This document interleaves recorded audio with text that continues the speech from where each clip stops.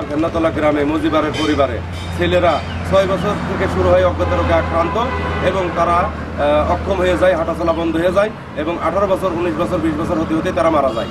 এই সংবাদ পেয়ে আমরা ছুটে আসি এই বাড়ি। মজিবারের ছেলেরা এরকম অসুস্থ হয়ে যাচ্ছে। আমার দিকে তাও কি 6 বছর 7 বছর থেকে শুরু হয়, 17 বছর 18 বছর বাসে ওই সন্তানটা মারা যায়, হাঁটতে পারে না, প্যারালাইসিসের মতন হয়ে ওইটা। ডাক্তাররা এই রোগ ধরতে পেরেছে না, কোনো রোগ ধরতে পারেন, ডাক্তারে বললো রোগের কোনো ওষুধ উঠেনি। আচ্ছা, কোন ডাক্তার বললো কথা? এ কথা কলকাতার ডাক্তারও বলিয়েছে, ঢাকার ডাক্তারও বলছে। আপনারা কি সরকারি সাহায্য সহযোগিতা পেয়েছেন? না, কিছুই পাই না।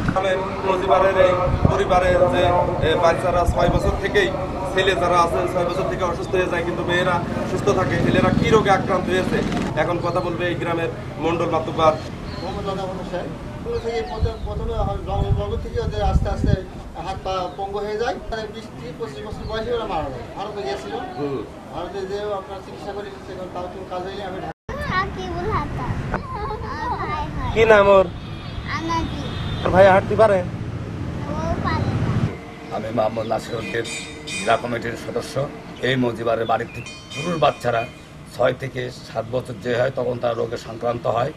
পরিবারের সদস্যরা কোথায় কোথায় চিকিৎসা হয়? এরা ঢাকা, খুলনা, রাজশাহী, ফরিদপুর, ঝিনাইদহ সদর। ডাক্তাররা কি বলে?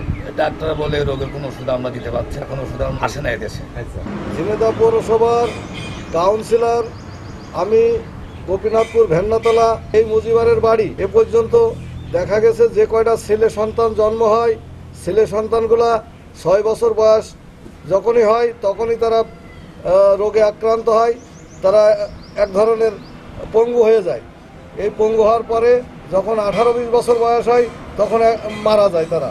এই রোগের প্রতিকার করার জন্য আমি বিশেষভাবে অনুরোধ করছি, ও ডাক্তার যদি এর কোনো রোগ নির্ণয় করে চিকিৎসা দেওয়া যেত তাহলেই খুব ভালো হতো। এরা কলকাতা, ঢাকা, রাজশাহী, যশোর, ঝিনাইদহ সদর সহ বিভিন্ন ডাক্তার পরামর্শ নিয়ে ডাক্তার শেষ পর্যন্ত তাদেরকে বলেছে এই অজ্ঞাত রোগের কোনো ওষুধ ওঠে নাই। ঝিনাইদহ থেকে জাহিদুর রহমান তারেক।